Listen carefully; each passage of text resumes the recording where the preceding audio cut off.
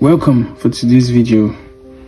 Today is learning cross-hatching, method of shading, part 2. In the part 1, I talked about doing the two-way cross-hatching method.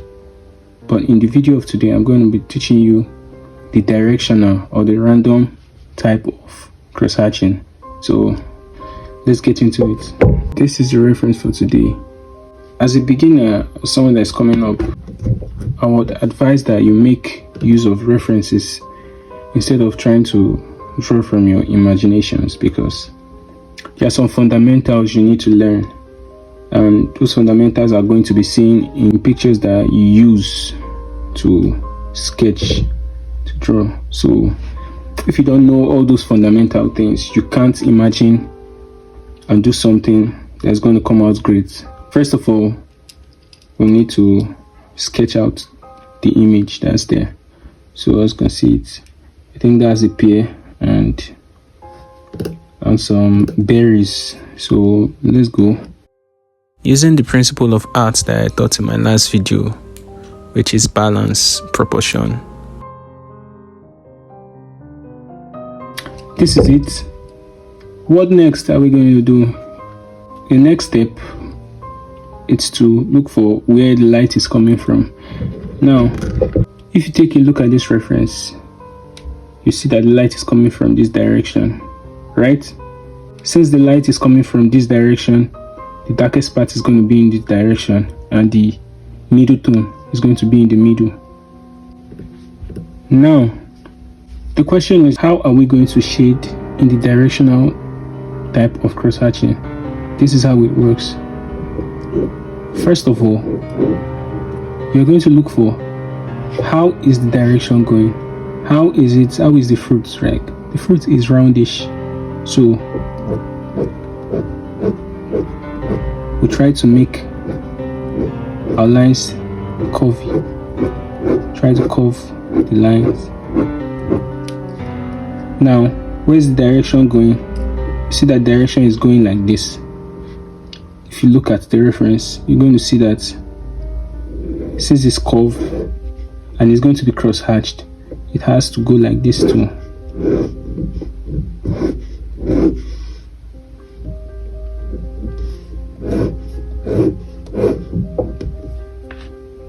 Like this. Same as this, the dark place, because the light is coming from here, this place is going to be dark. And since the fruit is a curved one, this is how it's going to be. Basically, what I'm trying to say in essence is, anywhere there is curvy, the direction of the strokes have to follow that pattern. You know, at this deep part, when it's coming out, it's curvy also. So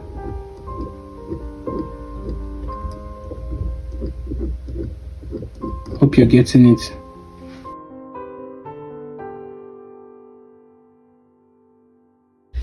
This is going to be the lightest shading I'm going to do. What I'm trying to do is just to suggest how all the lines are going to go. I'll definitely make it darker than this, because if you look at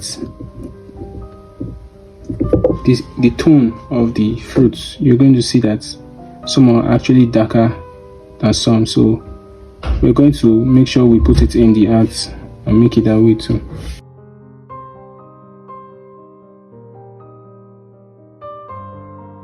If you look at the stalk of the fruits, the stalk of the fruit is also curved. So that's how it's going to go. You see, it's quite different from the last one. All the lines are going just two directions, like an X or like a plus sign. But this one is just following the movement of the object. If you look at this now, you're going to see that it has a shadow. The surface that the shadow is on is not curved, so there's no need to draw a curvy line. So instead, we make the line straight. Do you understand? And since it's cross-hatching, we definitely have to cross-hatch it. So we just take it, we just do it how we did it in the last one.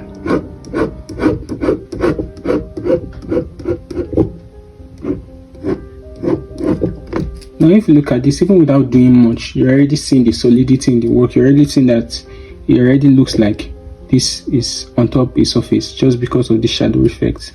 So you're going to do it in this.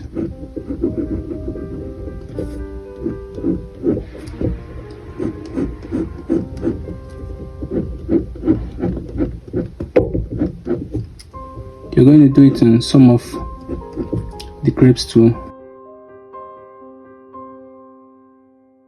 Next thing to do right now is to build on your shading. You're going to make it have the dark tone, the middle tone, and the highlights.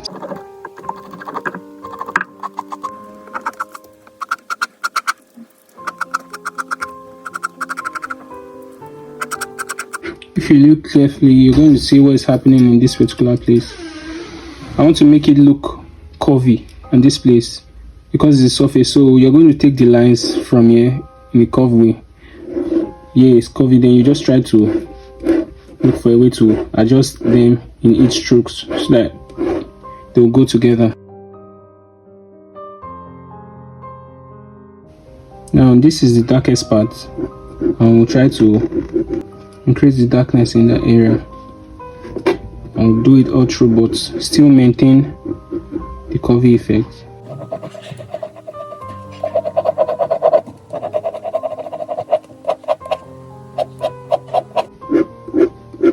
If you're not finding this too easy, how you see I'm doing it, don't worry.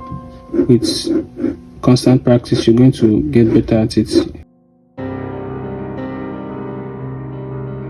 I also suggest that anytime I'm working, you don't just watch. Also just do exactly what I'm doing too. Try as much as possible to just make it how I'm doing it. Then with time, maybe you could look for your own way out and look for a better way, probably.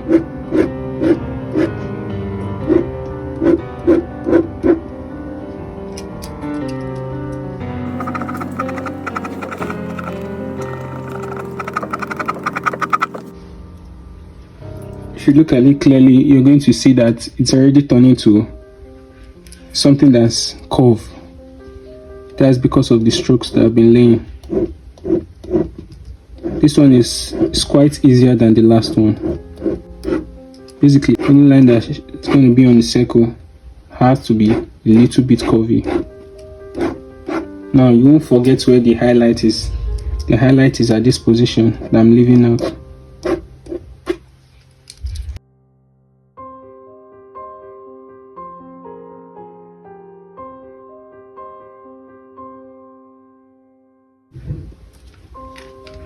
If you look at the reference closely, you're going to see that a light is also coming from here, but I'm not going to treat that in this video. In other videos coming, I'll tell you why it's like that. Shadows also have light and dark. It usually blends into the surface it's on. The place that is closer to the object on top will be darker, just how I expressed it here.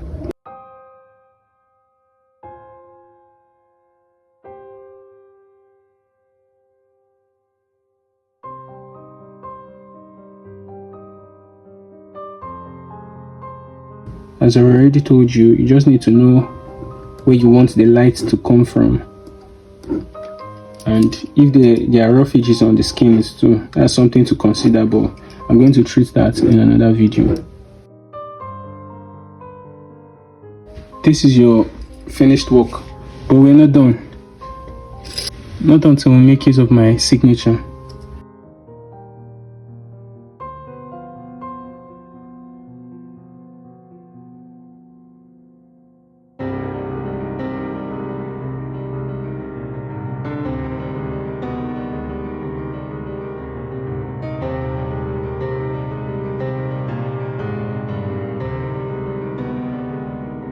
This is the finished work. can see how I said it earlier.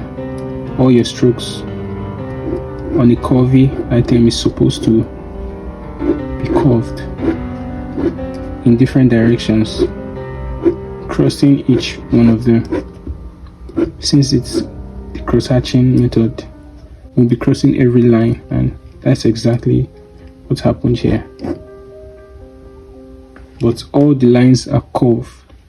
If it's going to be on a straight surface, the lines are going to just follow that straight pattern. But if it's going to be on something that's curved, then you curve each lines. I hope this video helped you in learning the directional style of cross-hatching.